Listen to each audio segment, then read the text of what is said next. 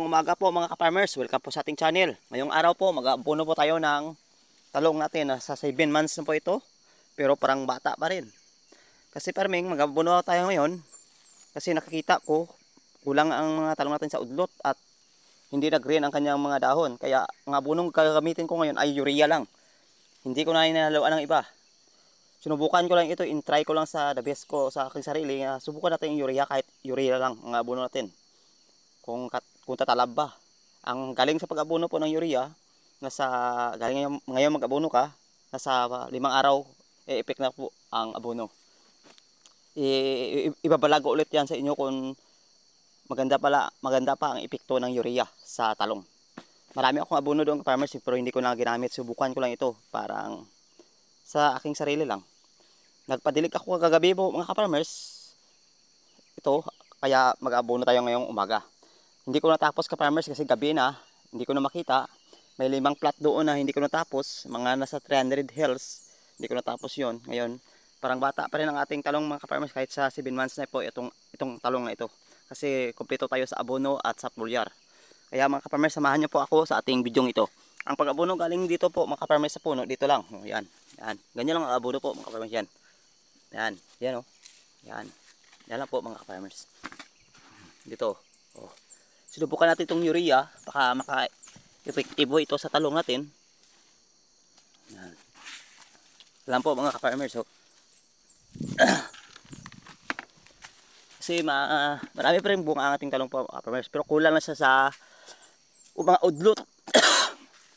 Udlot po ang kulang dito sa ating talong.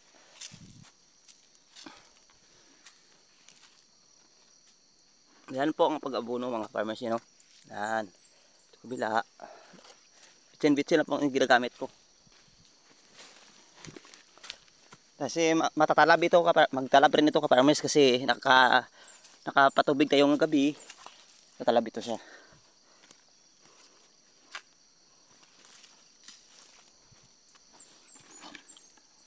Yan po mga farmers ang pag-abono ng talong.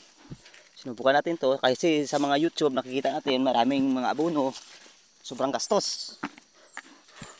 Gastos po sa abono po mga farmers.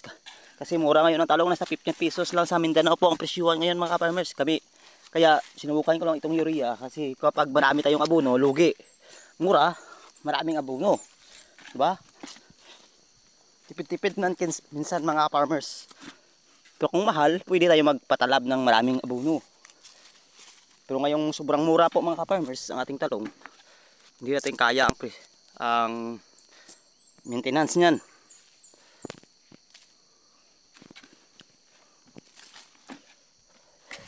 Dapat pag-alaga ng talong. Ito tulad nito ka-farmers, kulang po siya sa mga udlot sa ilalim. May mga udlot dito pero kapag mabibigyan natin ng urea, masagana na yan. Paramihan at paramihan. Kaya ginito ko po mga ka-farmers. Try to the best lang. Natumba po sa raming bunga po mga farmers kahit banatiking F1 po ito. Pero nasa 7 months na pero parang bata pa rin.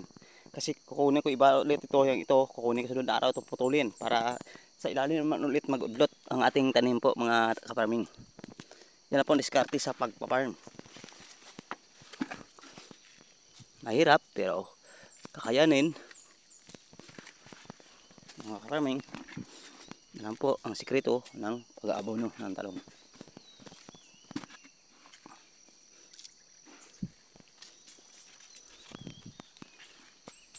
Maganda po rin ka-farmers, oh. Tingnan nyo, maraming bunga.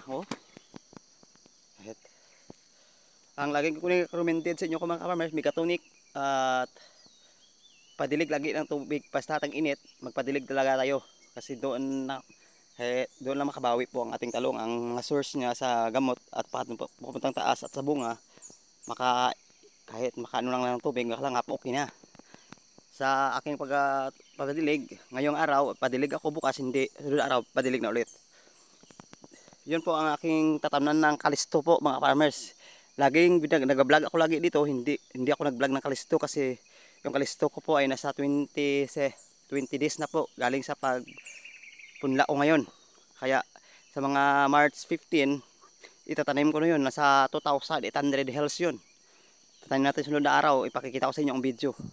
Sige mga ka-farmers, ito muna ang aking update sa ating talungan na ngayong araw. Salamat sa inyong panonood sa aking channel. Huwag nyo kalimutan mag-subscribe, mag-like, mag-share at mag-comment. At pindutin rin ang aking button sa gilid para updated pa tayo sa ating video na i-upload.